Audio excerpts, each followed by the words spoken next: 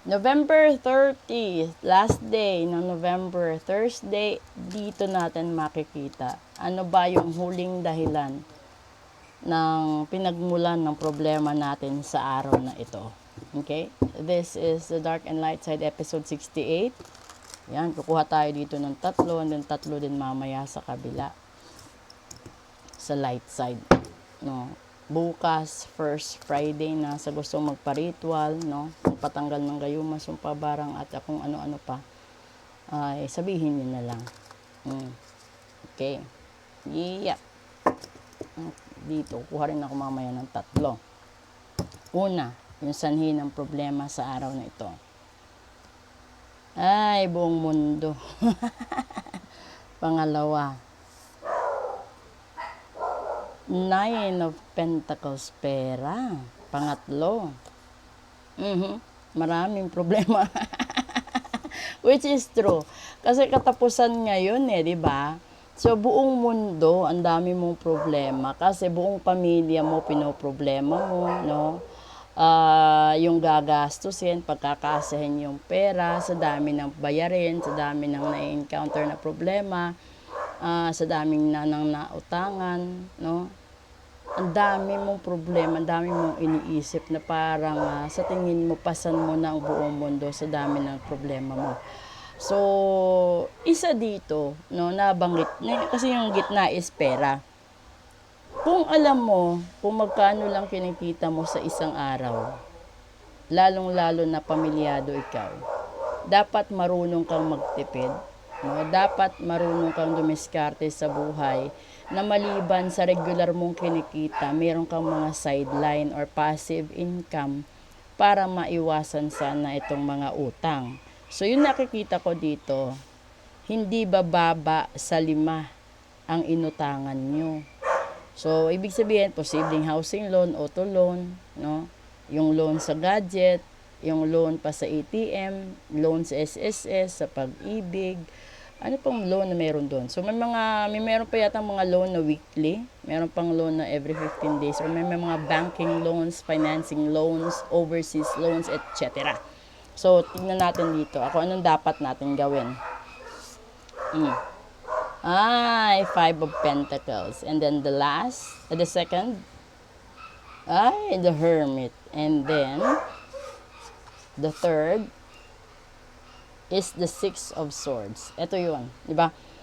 Kasi, yung 5 of Pentacles, ito yung alam mo na kapos ka sa pera. Alam mo na hirap ka maghanap ng pera. So, yung hinihintay mo, solusyon. Sa paghihintay mo, lalong dumadami yung problema mo. Kasi hinihiling dito, the 6 of Swords is growth. Dapat natuto ka sa mga pagkakamali mo. Dapat alam mo na dapat dito, no? Ngayon, so halimbawa November 30, yung umpisa dito is yung pera, no? Yung perang pambayad sa bills, lahat-lahat. Tapos yung gitna is Hermit. Yung Hermit kasi is you're still searching for additional options, additional mauutangan na magsosolve ng mga problems mo. And that will probably magbibigay sa'yo ng kaginhawaan na makamove on sa buwan ng Disyembre. And that is it, no? Pero alam nyo, huwag mong antayin yung solusyon. Kasi hinahanap yan. Ginagawan yan ng paraan, no? Inaaksyonan. Hindi yan hinihintay. Katulad din ng pag-aaral, di ba? Kung gusto mong pumasa na hindi ka dumaan sa pandaraya, sa panunuhol, mag-aral ka. Kasi kahit sabihin natin nagkaroon ka ng diploma, nakasuot ka ng toga, pagdating naman sa actual na trabaho, magtataka yung mga kasabayan mo. Nakapagtapos ka ba talaga? Kasi parang hindi mo alam ang kurso mo. Ganun. Yung iba naman, sasabihin halimbawa, nagkaroon ka ng unang relasyon, no? Sumemplang. Pangalawa, sumemplang pa din. Sa pangatlo, hindi ka ba matututo? No? Sana man lang nag-isip ka, no? Pinag-aralan mo kung ano yung mga pagkakamali mo, pagkukulang mo sa unang relasyon na hindi na mauulit sa pangalawa. Ganon din sana sa pangatlo at sa mga susunod pa para pagdating mo sa dulo, success ka na sa relationship mo. Matatagpuan mo na yung the one mo, yung destiny mo. And then, kung ito naman sa negosyo, no, huwag ka bigla-biglang magtapon ng malaking kapital. Halimbawa, gusto mo magkaroon ng restaurant. O di umpisan mo dyan sa garahe nyo, magluto ka. No? Kung ano-ano dyan. Tapos subukan mo yung marketing strategy kung meron ka. And then, once na lumaki yan, no need naman na maghanap ka ng pwesto eh. Kasi pwede na online ngayon. Diba? Kasi hindi po pwede na kung ano yung uso yun yung negosyo mo. Kasi yung negosyo, kung ano yung mahal mo at himay mo, doon ka. Ganun yun. Sa trabaho naman, kung matagal ka na sa kumpanya, depende yun sa'yo kung doon ka na magre-retire. Kalimitan kasi ito yung profesyon ng pagiging doktor, guro, police, government employees. Ganito sila. Doon na sila tumatanda sa trabaho, sa profesyon na ganyan, sa office na ganyan.